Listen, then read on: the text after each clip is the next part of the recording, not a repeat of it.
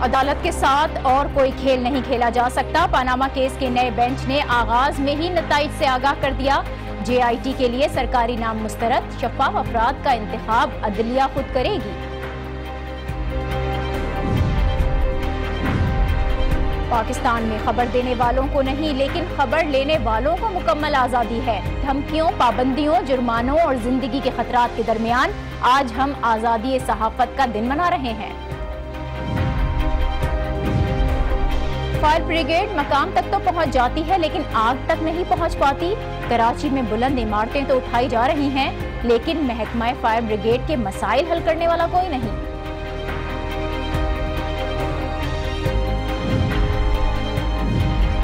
और ईरान और सऊदी अरब में खलीज बढ़ रही है। दो करीबी मुमालिक की दूरियों ने पाकिस्तान को इम्तिहान में डाल दिया।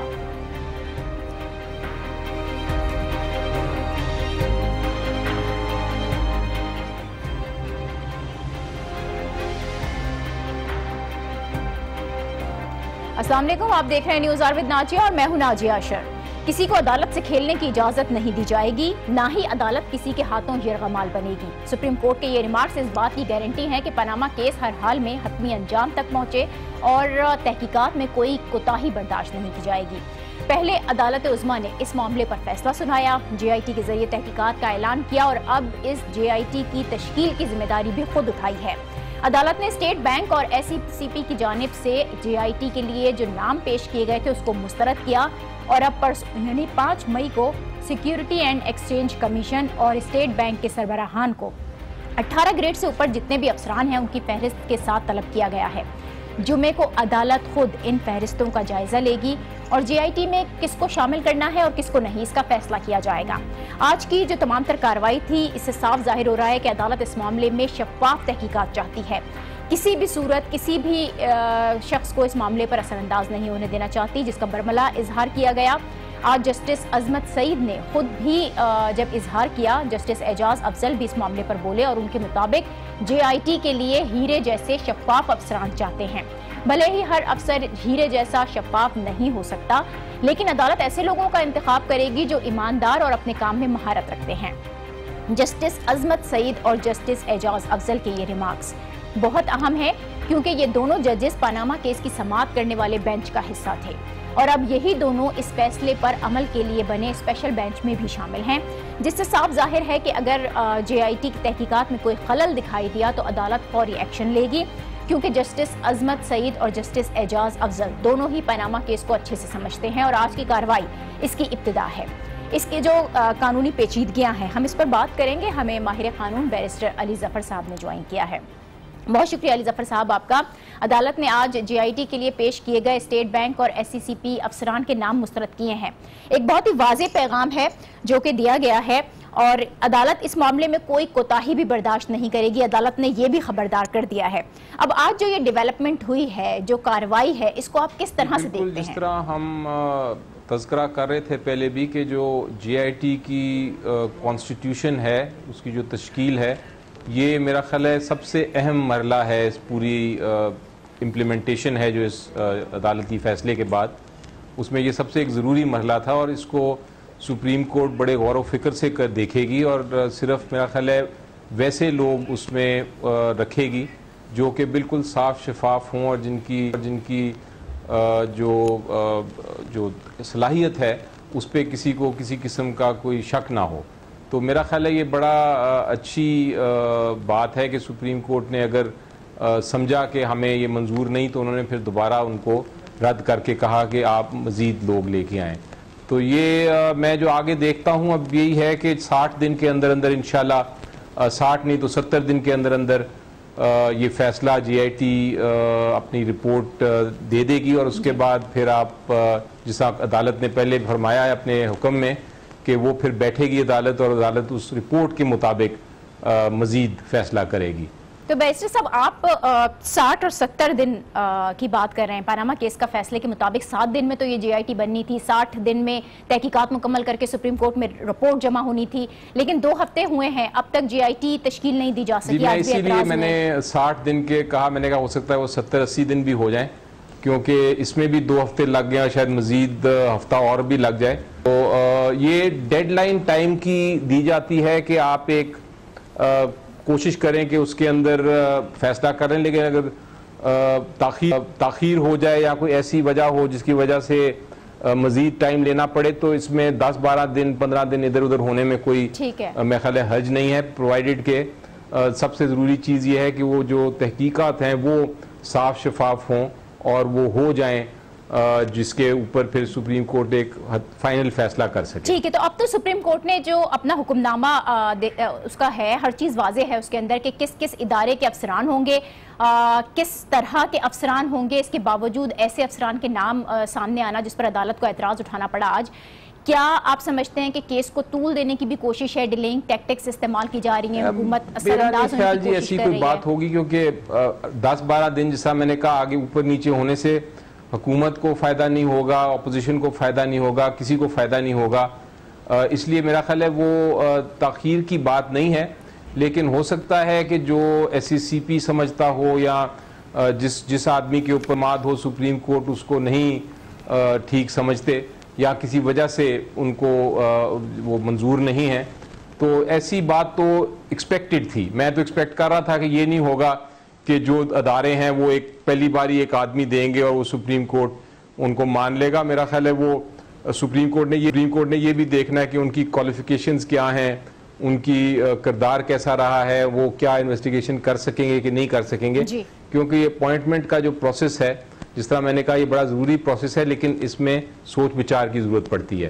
तो मैं किसी किस्म का मेलिफाइडे नहीं देखता, इसमें कोई अल्टीरियर मोटिव या कोई और कंस्पिरेसी नहीं देखता। मेरे ख्याल के मुताबिक अपने अदारों ने अपने लोग पेश किए हैं, अब सुप्रीम कोर्ट को नहीं मंजूर हुए तो वो फिर उसकी सुप्रीम कोर्ट की एक्सपेक्टेशन के मुताबिक दूसरे नाम भी दे देंगे। मुझे यकीन है कि बहुत सारे केपेबल ऑनेस्ट अफसरान बैठे हुए हैं हमारे अदारों में और वो कोई ना कोई ऐसा मिल जाएगा जो मंजूर होगा। ठीक है, केपेबल और ऑनेस्ट अफसरान की आपने बात की। अदालत ने 5 मई को अब SCCP और स्टेट बैंक के सरबराहान को भी तलब किया है और फिर वो अफसरान उनकी फहरिस्तें मंगवा ली हैं कि अदालत अब ये खुद फैसला करे कि JIT में कौन से अफसरान शामिल हों।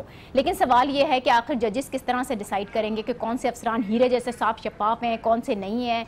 कुछ ना कुछ गाइडेंस तो देखिए, ये तो पहली बात, सबसे ज़रूरी बात तो होगी क्वालिफिकेशन, कि उनकी एक्सपीरियंस क्या है, क्वालिफिकेशंस क्या हैं, उन्होंने पहले इस किस्म के काम जानते हैं या नहीं जानते, इन्वेस्टिगेशन की है नहीं की, तो एक तो वो चीज़ देखेगा सुप्रीम कोर्ट। दूसरा मेरा ताल्लुक है कि वो ईमानदार हों, ऑनेस्ट अफसर हों, वो किसी किस्म के प्रेशर के बगैर काम करना जानते हों। उसके लिए बहुत सारे तरीके हैं सुप्रीम कोर्ट का पता करने के लिए। आफ्टर ऑल आप देखें, जब एक जज भी बनते हैं हाई कोर्ट के या सुप्रीम कोर्ट के, तो उनकी भी पीछे से पूरी इंक्वायरी होती है कि वो किस किस्म के लोग हैं। तो ये इस तरह की इंक्वायरी करना कोई इतना मुश्किल काम नहीं, उसमें इंटेलिजेंस एजेंसीज का भी लिया जा सकती है मदद, या उनकी जो रिकॉर्ड है जो हर एक अफसर का बना होता है उसको भी कोर्ट एग्जामिन कर सकता है। तो ये इतना कोई मुश्किल काम नहीं है चूज करना, लेकिन सोच विचार की जरूरत है। बहुत शुक्रिया रिजफर साहब, माहिर कानून हमारे साथ थे और कह रहे थे कि जिस तरह से अदालत अब शफाफ और ईमानदार ऑनेस्ट अफसरान की बात कर रही है, उनका जो चुनाव होगा वो इतना मुश्किल नहीं होगा अदालत के लिए। और जितना वक्त इसमें लग रहा है, अली जफर साहब का ये कहना है कि ऐसा लगता नहीं है कि कोई डिलेइंग टैक्टिक्स यूज़ की जा रही है, बल्कि इन्वेस्टिगेशन में और इस तरह के जो JIT होता है इतनी हसास नौइयत की, उसको तश्कील देने में इतना वक्त लगता है। अब एक ब्रेक हम लेते हैं और इस ब्रेक के बाद बात करेंगे आज़ादी सहाफ़त के दिन की, कि क्या वाकई सहाफ़त आज़ाद है पाकिस्तान में। देखते रहिए news R with Nazia. Welcome back. आज हम पनामा और डॉन लीक्स जैसे मसाइल में उलझे हुए हैं। तय ही नहीं हो पा रहा है कि खबर की हसासियत क्या होती है। खबर हुकूमत के मफाद में नहीं या इदारों के खिलाफ है, या फिर कौमी सलामती पर समझौता कर रही है, या उसे खतरे में डाल रही है, तो फिर कैसे? खबर को शाया होना चाहिए या रोक देना चाहिए? क्लासिकल सेंसरशिप मॉडर्न सेंसरशिप में तब्दील हो चुकी है। प्रिंट मीडिया हो, इलेक्ट्रॉनिक मीडिया हो या फिर सोशल मीडिया, सहाफत और सहाफ़ियों को पाबंद सलासल करने के लिए नित नए तरीके मुतारिफ कराए जा रहे हैं। कल ही मरियम नवाज शरीफ ने एक ट्वीट किया और सीनियर सहाफ़ी उमर चीमा पर नाम लिए बगैर रियासत के खिलाफ साजिश का इल्ज़ाम लगाया। इस ट्वीट में मरियम नवाज ने इन्वेस्टिगेटिव जर्नलिस्ट की तंजीम ICIJ को तनकीद का निशाना भी बनाया और वाज़ेह तौर पर लिखा कि वो इस तंजीम और इसके पाकिस्तान में मौजूद लोगों के नेक्सस से मुताल्लिक बहुत कुछ नहीं कहना चाहती। अलबत्ता ये अफसोसनाक बात है कि पाकिस्तान में मौजूद उनके लोग रियासत के खिलाफ साजिश का हिस्सा बने। ये बहुत ही संगीन इल्ज़ाम है जिससे साफ जाहिर होता है कि हुकूमत आज़ादी सहाफ़त के दावे तो करती है, लेकिन हकीकत में वो इस आज़ादी को मुख्तलिफ इल्ज़ामात से दबाव में लाना चाहती है। साबिक वज़ीर इत्तलात परवेज़ रशीद का आज का बयान इसका एक वाज़ेह सबूत है, जिसमें उन्होंने साफ साफ कहा है कि हुकूमत को खबर रुकवाने वाला वज़ीर इत्तलात चाहिए।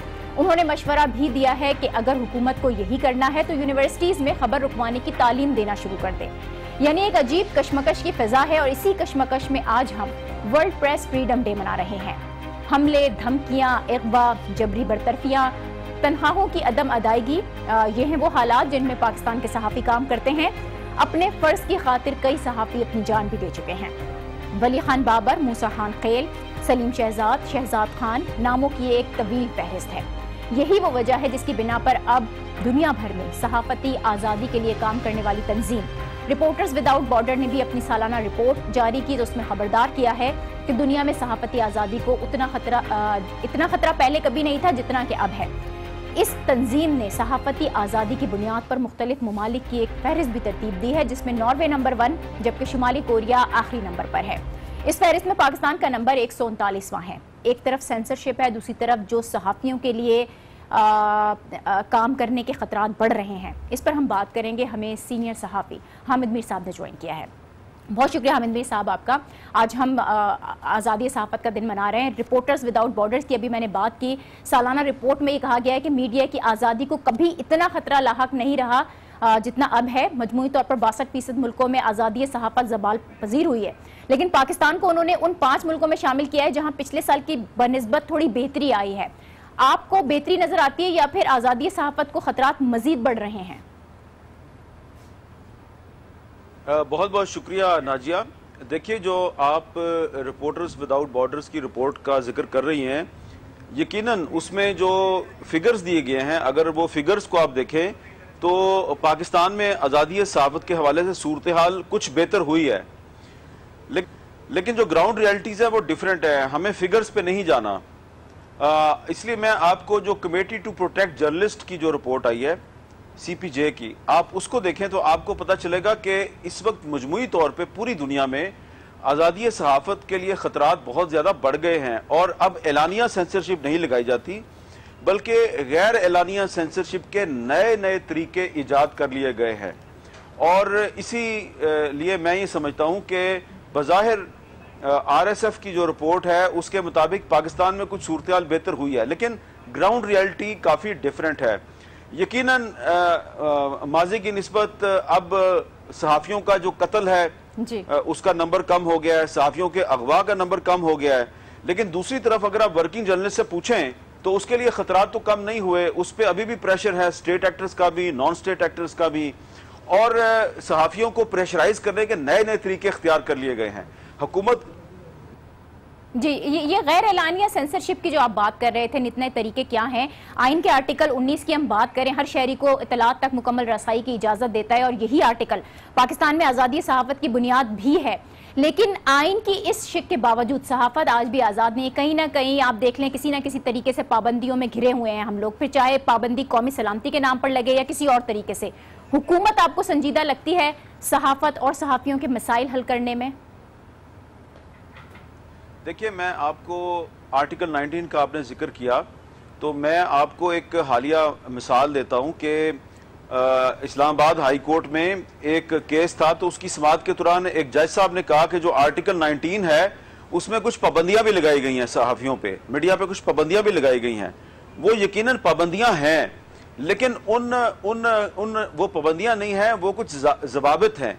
उन ज़वाबित की आड़ लेके अब मीडिया का गला दबाने की कोशिश हो रही है। पहले तो कहा जाता था कि जो ताकतवर लोगों की बात नहीं सुनता था उसको कहते थे ये गद्दार है। अब उस पर तौहीन रसालत का इल्ज़ाम लगा देते हैं, इस्लाम दुश्मनी का इल्ज़ाम लगा देते हैं। तो ये एक नया हथियार आ गया है, सियासी मुखालफिन के खिलाफ और मीडिया के खिलाफ एक नया हथियार इस्तेमाल किया जा रहा है, इस्लाम से गद्दारी का, तौहीन रसालत का।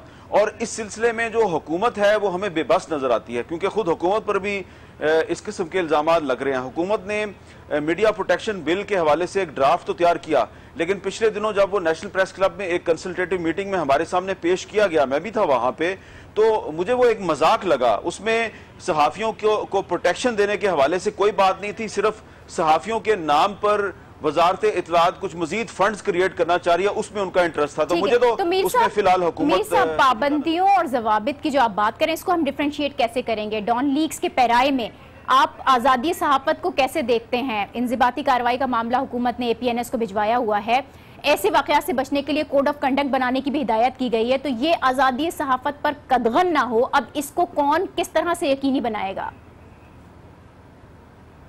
देखिए, पहली बात तो यह है कि ऑलरेडी आपने आर्टिकल 19 का जिक्र किया, तो आर्टिकल 19 में 5-6 जवाबित पहले से मौजूद हैं कि मीडिया ने ये नहीं करना, ये नहीं करना, ये नहीं। आप आर्टिकल 19 पढ़ लें, एक बात। दूसरी बात यह है कि जो डॉन लीक्स में जो प्राइम मिनिस्टर ऑफिस से जो ऑर्डर जारी किया गया है, उसमें APNS से कहा गया जी कि आप बनाएं एक ज़ाब्ता अखलाक और आप इस मामले को इंज़बाती कार्रवाई को आप आगे बढ़ाएं। अब नादिया, इसको समझने की बात यह है कि APNS का ज़ाब्ता अखलाक पहले से मौजूद है, आज से नहीं 40 साल से APNS का ज़ाब्ता अखलाक मौजूद है। दूसरी बात यह है कि डॉन लीक्स का मामला जो है एक एडिटर और एक रिपोर्टर के साथ मुतल्का है। एडिटर है जफर अब्बास, रिपोर्टर है सिरिल एल्मेडा। इसमें एडिटर का मामला है तो CPNE को क्यों नहीं इन्वॉल्व किया, council of Pakistan newspaper editors, और रिपोर्टर का मामला है तो PFUJ को क्यों नहीं इन्वॉल्व किया, Pakistan federal union of journalist.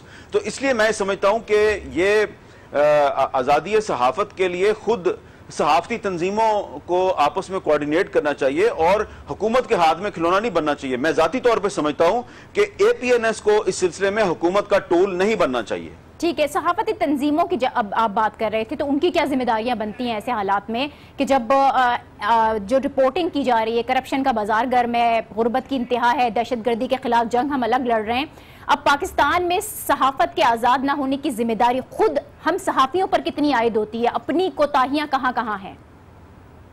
देखें, अच्छे बुरे लोग हर प्रोफेशन में होते हैं, हमारे प्रोफेशन में भी अच्छे बुरे लोग हैं, लेकिन आप ये देखें कि इस वक्त पाकिस्तानी कौम को, पाकिस्तानी मुआशरे को, पाकिस्तानी रियासत को जिन चैलेंजेस का सामना है, तो उसमें अगर मीडिया रिस्पॉन्सिबिलिटी के साथ अपनी आज़ादी को इस्तेमाल नहीं करेगा, अगर मीडिया जमहूरियत और इंसानी हकूक की आवाज़ बुलंद करने वालों की आवाज़ में अपनी आवाज़ नहीं मिलाएगा, तो ये जो मुल्क है, ये मुआशरा आगे कैसे जाएगा? इसलिए मैं समझता हूं कि हुकूमत मुकम्मल तौर पे नाकाम है, गैर संजीदा है, ना तो सहाफत की आज़ादी को वो तहफ़्फ़ुज़ देने में कामयाब है, ना ही इस सिलसिले में वो कुछ संजीदा कोशिश करने के लिए तैयार है। तो इस सिलसिले में सहाफती तंजीमों को आपस में मिल बैठकर एक मुश्तरका हिकमत अमली इख्तियार करनी चाहिए। ज़ाब्ता अखलाक सबके पास है, ज़ाब्ता अखलाक तो पैमरा ने दे दिया इलेक्ट्रॉनिक मीडिया को, और ज़ाब्ता अखलाक APNS का भी है, CPNE का भी है, PFUJ का भी है। तो सहाफती तंजीमें जो है उनको आपस में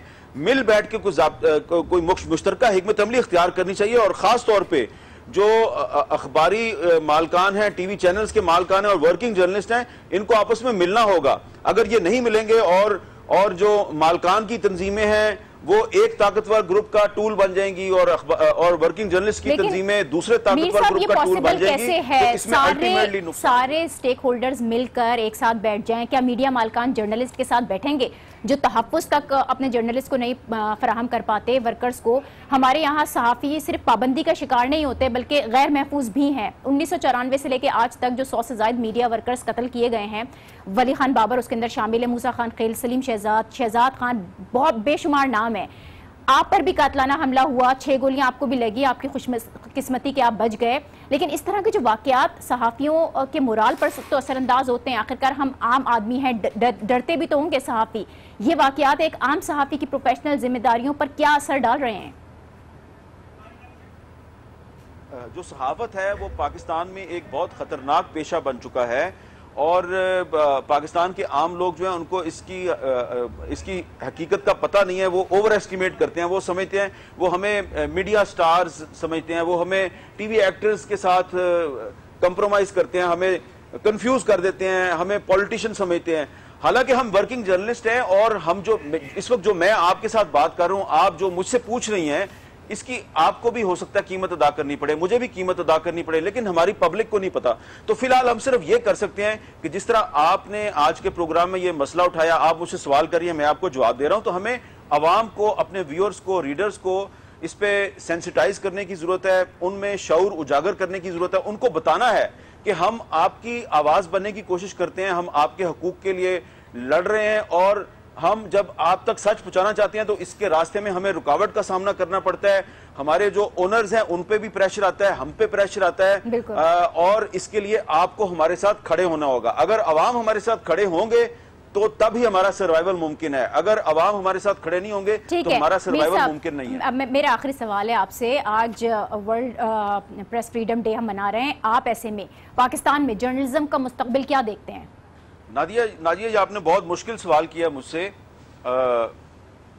मैं अब जो नए नौजवान सहाफ़ी हैं मैं उनको डिस्करेज नहीं करना चाहता, और बहुत से स्टूडेंट्स जो हैं वो सहाफ़ी बनना चाहते हैं, लेकिन अनफॉर्चुनेटली सहाफ़ी कम बनना चाहते हैं, एंकर ज़्यादा बनना चाहते हैं, रिपोर्टर कम बनना चाहते हैं, कॉलमिस्ट ज़्यादा बनना चाहते हैं। सही कह रहे हैं तो इसलिए इसमें हमारी भी कुछ खामियां कुताहियां हैं, और हुकूमत की भी हैं, सिस्टम की भी हैं। लेकिन अगर मौजूदा सूरत हाल को मैं सामने रखूं, और जैसे जैसे पाकिस्तानी मुआशरे में टॉलरेंस लेवल कम होता जा रहा है, बर्दाश्त कम होती जा रही है, और सियासत में और सहाफत में जो पैसा है, दौलत है, इसकी अहमियत बढ़ती जा रही है, तो मुझे जो पाकिस्तान में जो जर्नलिज्म का मुस्तकबिल है, सहाफत का मुस्तकबिल है, वो काफ़ी खतरात से दो चार नज़र आ रहा है।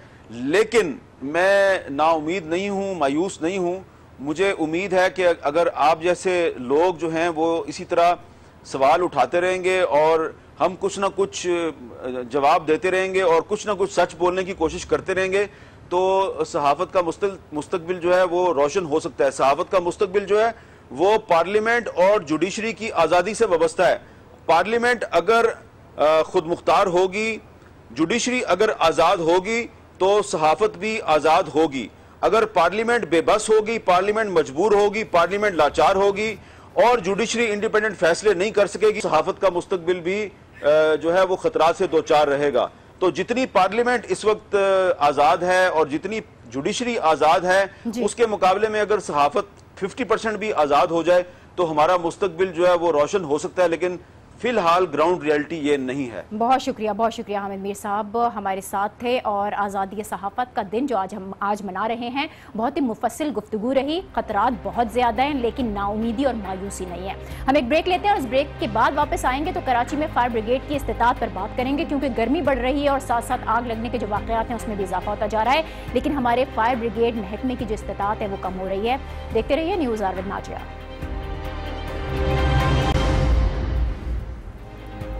Welcome back. अभी गर्मी की इब्तिदा है, और पिछले ही हफ्ते पारा 41 तक जा पहुंचा। कराची में 4 जगह पर आग लग चुकी है। लांढी गोदाम चौरंगी पर फैक्ट्री में आग लगी, फिर साइट में टायरों का गोदाम झुलसा।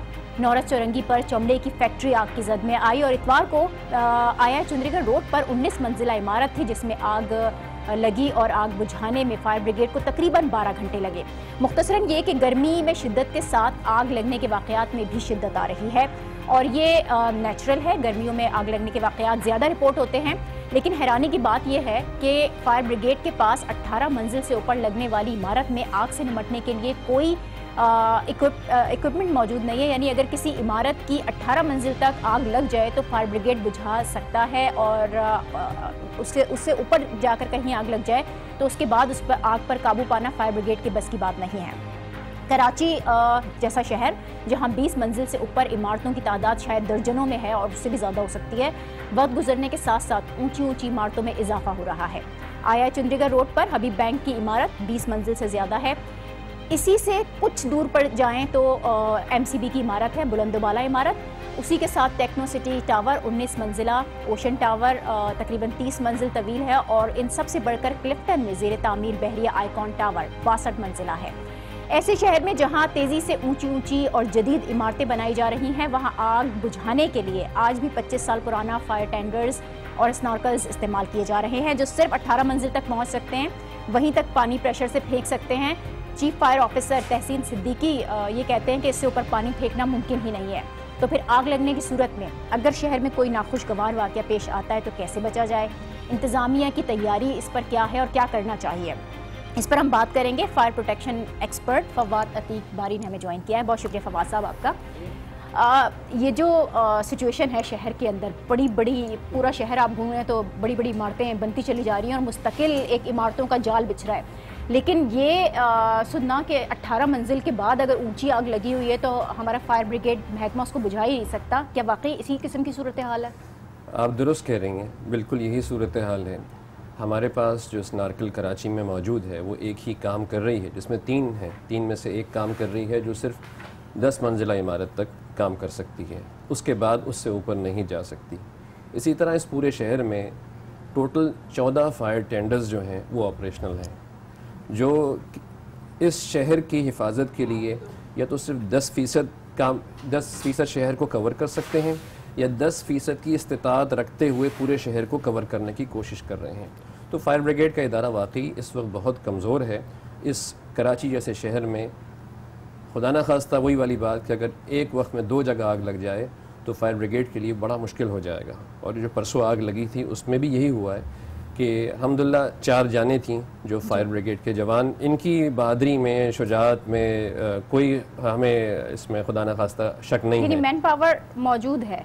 मैन पावर भी नहीं है? मैन पावर है, मौजूद है, जो काम करना चाहते हैं, लेकिन उनके पास न फायर टेंडर्स हैं न उनके पास जदीद इक्विपमेंट है। इसी तरह अगर किसी तेल की रिफाइनरी में या तेल की जहाँ आग लग जाए तो हमारी फायर ब्रिगेड के पास फॉर्म भी नहीं है। इस सूरत में आग बुझाना बड़ा मुश्किल हो जाएगा और हम तो यही कहते हैं कि जी fire brigade is the last line of defence. लेकिन इसका जिम्मेदार अब हम किसको करार दें? क्योंकि इस तरह का जब कोई नाखुशगवार वाक़या पेश आता है तो जो हुकूमती नुमाइंदे होते हैं वो भी पहुँच जाते हैं, इंतज़ामिया की जानिब से भी बहुत बातें होती हैं और फिर उस वक्त क्योंकि मामला गरम होता है तो ये तमाम बात होती है कि हाँ जो इक्विपमेंट चाहिए, जो वसाइल चाहिए वो फराहम कर दिए जाएंगे, लेकिन उसके बाद फिर कुछ पता ही नहीं चलता कि क्या कोई डेवलपमेंट भी हुई उस पर कि नहीं।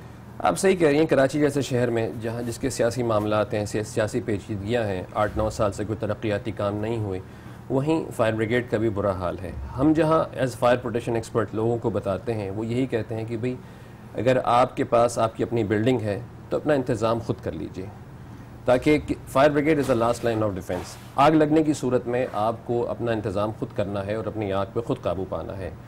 2016 में building code of Pakistan fire safety ये सदर पाकिस्तान ने मंजूर कर लिया है। ये हर बिल्डिंग के लिए पाकिस्तान की है कि फ़ायर सेफ्टी इक्विपमेंट सिस्टम्स वहाँ लाजिम किए गए और उसको स्टैंडर्डाइज़ किया गया कि वहाँ क्या होना चाहिए। लेकिन अब इस कोड को नाफिजुल अमल होना है। इस कोड को नाफिजुल अमल होने के लिए हर एक को अपना किरदार अदा करना है। उसमें हमें सिंध गवर्नमेंट से भी करारदाद मंजूर करानी पड़ेगी। इसके अलावा गवर्नर सिंध की भी मदद चाहिए होगी। मीडिया को अपना रोल प्ले करना है कि इसकी इम्प्लीमेंटेशन हो, ये नाफिजुल अमल हो। लेकिन इसको नाफिजुल अमल बनाने के लिए ठीक है, मीडिया हो गया, गवर्नमेंट हो गया, सब अपनी अपनी जानिब से कोशिशें तो करें। अब इस वक्त जो बिल्डिंग्स मौजूद हैं कराची के अंदर, क्या वो इस तरह से खुद अपना कोई फायर सेफ्टी सिस्टम उनके अंदर मौजूद है? जी, हम जैसे परसों बिल्डिंग में आग लगी, अगर उसके हिसाब से देखते हैं, सबसे पहली बात 26 मंजिला बिल्डिंग थी या 29 मंजिला बिल्डिंग थी, क्या उसके अंदर इमरजेंसी एग्ज़िट थे कि वहाँ से अगर आग लगने की सूरत में लोग इमरजेंसी की हालत में बाहर निकल सकें? मेरा ख्याल इसका जवाब है नहीं। और फायर ब्रिगेड के जवानों ने 4 लोगों को जो फंसे हुए थे वहाँ से निकाला। किसी भी हाई राइज बिल्डिंग के अंदर सबसे पहले जो इंतजाम ज़रूरी हैं, बुनियादी तौर पर फायर एक्सटिंग्विशर्स वो तो होने वाली चीज़ लाजमी होते हैं। बिल्कुल। इसके अलावा फायर अलार्म सिस्टम यानी ऑटोमेटिक डिटेक्शन सिस्टम, आग लगने की सूरत में, आग लगने से पहले ही धुएं की सूरत में आपको इत्तला हो जाए। इसके अलावा फायर होज रील सिस्टम यानी वाटर होज रील सिस्टम, आग लगने की सूरत में आपके पास हाइड्रेंट वाल्व्स हों, फायर होजेस हों, आप अपनी आग खुद बुझा सकें। स्प्रिंकलर सिस्टम, आग लगने की सूरत में खुद ब खुद स्प्रिंकलर्स ऑन हो जाए और आग बुझ जाए।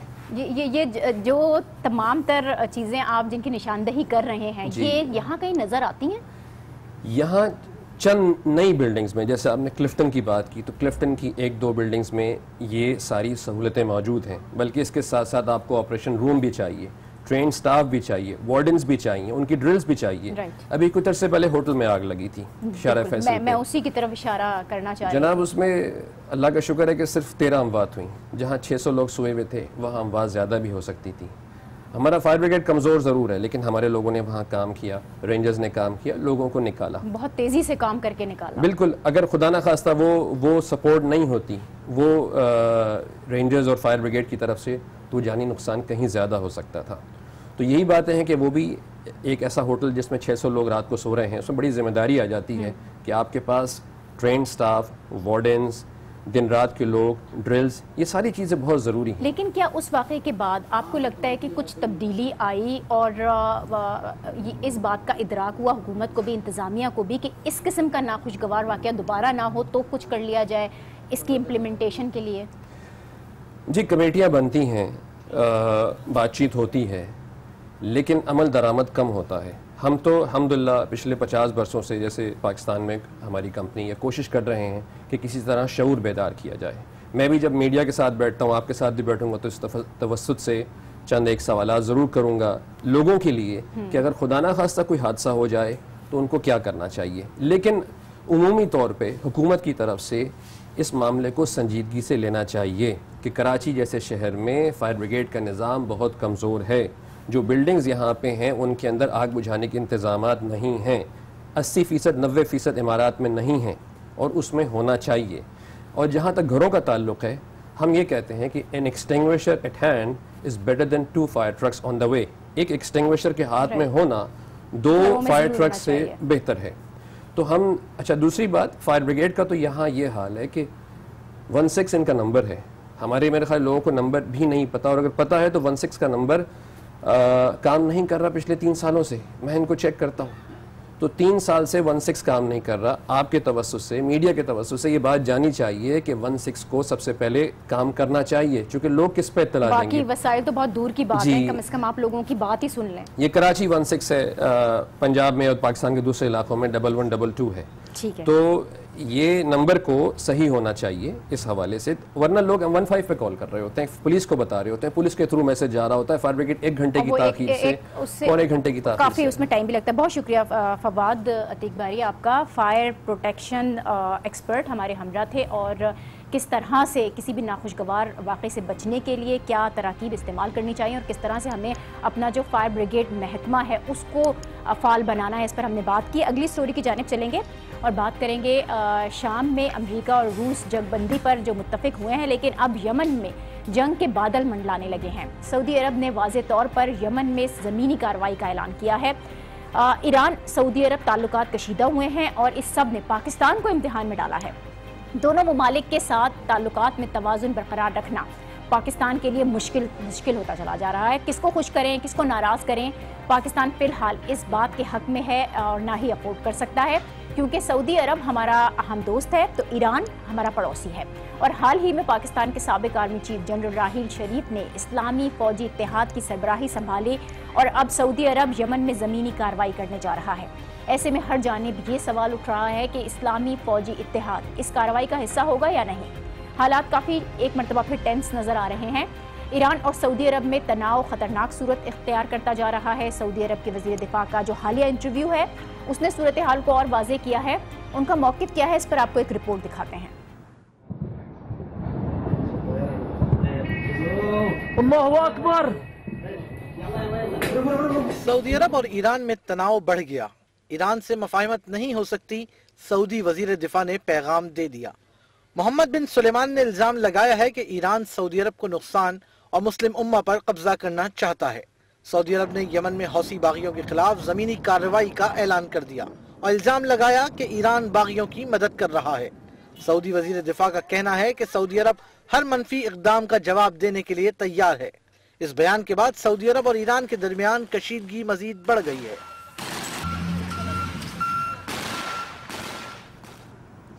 सऊदी अरब और ईरान के दरमियान बढ़ती हुई कशीदगी, पाकिस्तान को बहुत सोच समझ कर फैसला करना है।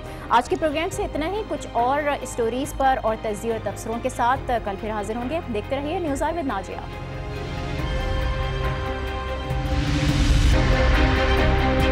करने पढ़ने के लिए हमारे पास वक्त नहीं है।